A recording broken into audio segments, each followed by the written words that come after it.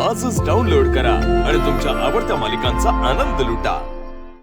आत्यावर भडका की तुम्ही त्यांच्या अशा विचित्र वागण्यानं. काल रातच्याला माझा गोपाळ घर सोडून चालला होता.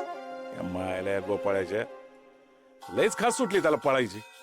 त्याच्या पायात लग्नाची बेडे अडकवले बिगार ना, तो एका जागी स्थिर व्हायचा नाही. औ ना असं कसं लगीन लावून द्यायचं हा? त्या सुभाषरावांना कळलं तर अख्ख्या घरभर आई दोष घालतील. मग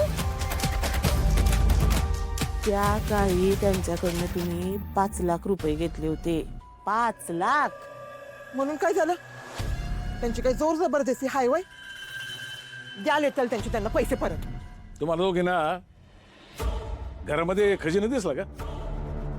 हा का सोन्याचा हांडबिंड गावलं? कुठून देणार पैसे? आणि नुसते 5 लाख नाही, त्याच्यावरचं व्याज बी द्यायला लागल. आणि सगळा हिशोब केला ना तर घरदार विकायला लागल, तरी बी त्याची परतफेड व्हायची नाही.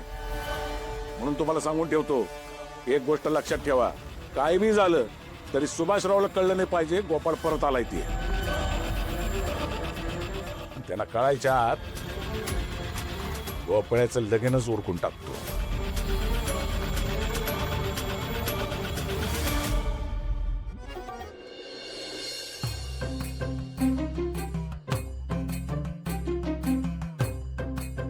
ए लक्ष्या, चहा दे.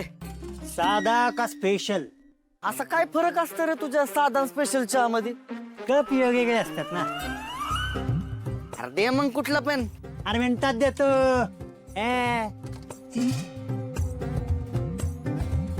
हा हल्ली पेपर वाचायला लागलं काय? सकाळी गिराईक विसरून गेले. आजचं आहे काय? मॅग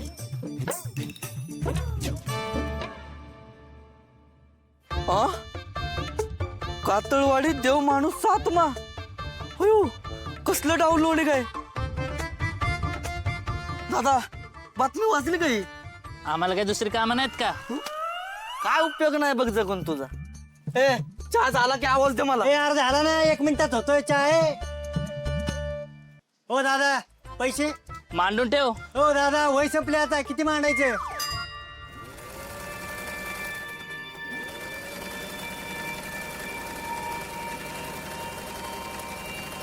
गोपाळ, अरे आजचं डाउनलोडिंग वाचलं का? कसलं? अरे ही बातमी बघ, कातळवाडीत देव माणसाचा आत्मा.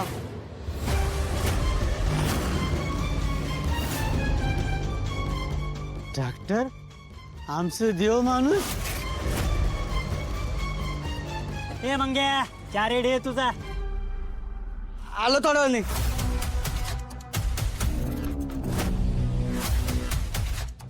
म्हणजे तुझ्यासारखी माणसं दुसऱ्या गावात पण होती म्हणायची, पण त्यांना माहितच नाही आपल्या गावात सुद्धा देव माणसाचा जन्म झालाय.